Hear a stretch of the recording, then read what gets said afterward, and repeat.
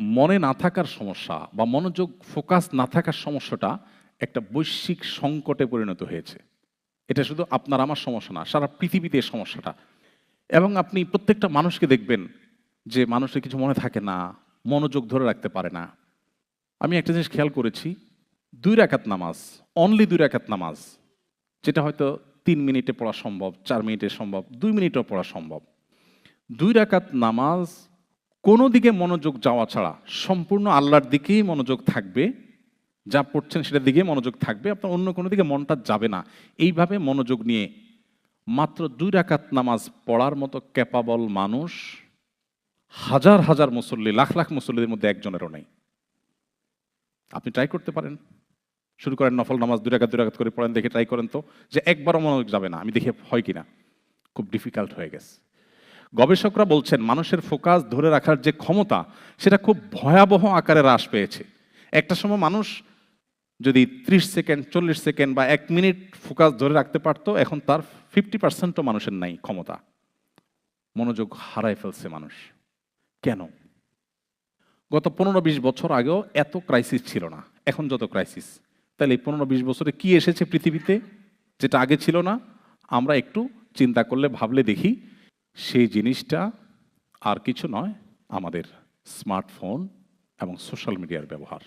এগুলো কিভাবে আমাদের ফোকাস এবং মনোযোগ, আমাদের স্মৃতিশক্তিকে নষ্ট করছে, এটা নিয়ে অনেক লম্বা আলাপ করতে হবে। আমি সেদিকে যাব না, আমি সংক্ষেপে শুধু একটু বলি। আমি নিজে যখন এই সমস্যাটা ফেস করছিলাম, আমার যে প্রোডাক্টিভিটি কোচ, আমার যে মেন্টর, একজন আমাকে ফিজিক্যাল এক্সারসাইজ করান প্রতিদিন, আরেকজন আমাকে সপ্তাহে ১ দিন কয়েক ঘন্টা সময় নিয়ে আমার সারা সপ্তাহের কাজগুলোকে আরও বেশি প্রোডাক্টিভ এবং আরও বেশি আপনার ভালোভাবে করার জন্য আমাকে গাইড করেন। তো আমার সেই প্রোডাক্টিভিটি কোচ বা আমার যে মেন্টর, পার্সোনাল মেন্টর, আমি তাকে বললাম যে আচ্ছা, আমার মনে থাকে না, আমি এক সময় ২০০ পৃষ্ঠার বই পড়েছি, পুরাটা মুখস্থ হয়ে গেছে, আর এখন একটা সন আমি মুখস্থ রাখতে পারি না, নোট ছাড়া কথা বলতে পারি না। কি সমস্যা? ডাক্তার দেখিয়েছি দেশে, দেশের বাইরে, কোনো সমস্যা ধরা পড়ে না, ডাক্তাররা কিছু খুঁজে পায় না, বাট আমি ফিল করছি এই সমস্যা। তখন সে আমাকে এক লাইনে বলল যে আপনি সকাল থেকে এই পর্যন্ত ফেসবুকে কতগুলো পোস্ট দেখেছেন? তাই বললাম, তা তো অগণিত। কারণ যেভাবে স্ক্রল করি আমরা, এটা কোনো এন্ডিং নাই তো। কিছু দূর গেলে হয়তো নেট একটু ঘুরবে, তার মানে তুমি ওয়েট করো, আসছে আরো, তাই না? কখনো আপনাকে দিবে না দ্য এন্ড, আসবে। চিন্তা করেন, যে জিনিসটার কোনো এন্ড নাই, আপনি যেভাবে খুঁজছেন মনে হয়েছে কি হারায় গেছে, তাই না? অথচ আপনি অর্থহীন জিনিসের পিছনে কি খুঁজছেন? আপনাকে কেউ জিজ্ঞাসা করে ভাই কি খুঁজছেন, আপনি কোনো জবাব দিতে পারবেন? কোনো জবাব দিতে পারবেন কি খুঁজছেন? আপনি একটু চিন্তা করে দেখুন, আপনাকে কোন গর্তে ঢুকাই দেওয়া হয়েছে, আপনি কোথায় কোন জগতে বাস করছেন, আপনি কি খুঁজছেন নিজে জানেন না, বাট আপনি খুঁজছেন। দেখুন, হাসির ইস্যু না, খুবই সিরিয়াস ইস্যু। আমাদের ঈমান, আমল, এমনকি দুনিয়ার যে আমাদের জীবনের বরকত, সেটাও নষ্ট হয়ে যাচ্ছে। আমাকে তখন সে বলল, সকাল থেকে এই পর্যন্ত আপনি কতগুলো স্ট্যাটাস দেখেছেন? আমি বললাম, না হলে তো শখানিক হবে, আরও বেশি হবে, কারণ স্ক্রল যখন করি প্রতি সেকেন্ডে তো ২টা-৩টা করে চায়। তো আমাকে বললো যে একটা স্ট্যাটাস আপনি আমাকে বলেন আগাগোড়া যেটা আপনি দেখেছেন। আমি বললাম, তা তো বলতে পারবো না।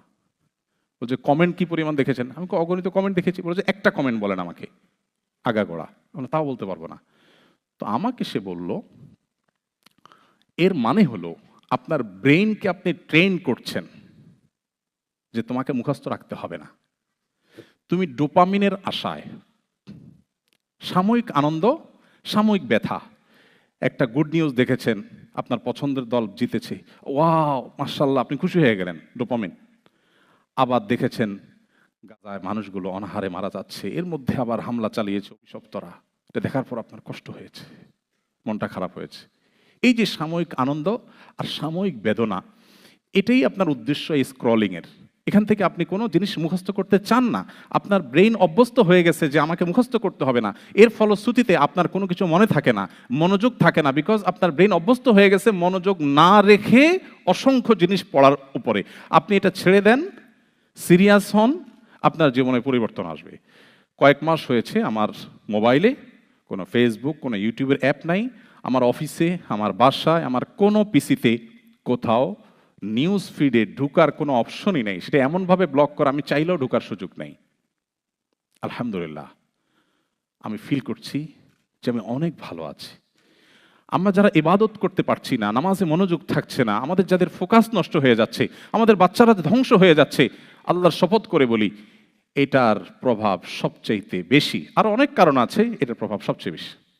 আমার 17 বছর 18 বছরের ছেলে, আলহামদুলিল্লাহ, স্টিল নাও তার কাছে কোনো স্মার্টফোন নাই, এবং এটার ব্যাপারে তার কোনো আগ্রহও নাই। তাকে বললেও হয়তো সে বলবে না আমি কি করব। ফোনই ছিল না, একটা ছোট বাটন ফোন দেওয়া হয়েছে বাইরে টাইরে গেলে পড়ালেখার জন্য কোনো কাজে, তখন যাতে যোগাযোগ করা যায়। এর আগে গত বছর দেড়েক আগে তার কাছে ফোনও ছিল না। আপনি বলবেন ফোন না থাকলে কি হবে, যদি একটা বিপদে পড়ে কি হবে? যখন ফোন ছিল না সেই কালে বিপদে পড়লে কি করতো মানুষ? সব মরে সাফ হয়ে গেছে। এগুলো আমাদেরকে শয়তান যেভাবে বুঝাইছে আমরা এভাবে বুঝছি। সো আমাদের মনোযোগ বাড়ানোর জন্য অবশ্যই আমাদেরকে এই জিনিসটার প্রতি খেয়াল রাখতে হবে যে আমরা সোশ্যাল মিডিয়া এবং মোবাইলের নিয়ন্ত্রণ করব। আপনি কি সোশ্যাল মিডিয়াকে ব্যবহার করছেন নাকি সোশ্যাল মিডিয়া আপনাকে ব্যবহার করছে? এটা হলো সবচেয়ে বড় প্রশ্ন। আপনি কি ডাইরেক্ট হয়ে গেছেন নাকি কন্ট্রোল আছে? এটা গুরুত্বপূর্ণ প্রশ্ন। এটা আমাদেরকে শেষ করে দিচ্ছে। অনেক সময় দাওয়াতের কাজের নাম দিয়া ঘন্টাকে ঘন্টা স্ক্রল করছি উদ্দেশ্যহীনভাবে। এটা কখনো একজন মুসলমানের লাইফস্টাইল হতে পারে না, অসম্ভব। আমি জানি এই স্রোতের বিপরীতে আমার কথাগুলো খুব বেশি প্রভাব ফেলবে না, কিন্তু আমি আমার দায়িত্ব পালন করলাম। আল্লাহ যাকে হেদায়েত দিবেন তিনি হয়তো ডিসিশন নেবেন যিনি তার জীবনকে অনেক বেশি প্রোডাক্টিভ করবেন, বরকত দিয়ে পরিপূর্ণ করবেন। আল্লাহ আমাদেরকে তৌফিক দান করুন।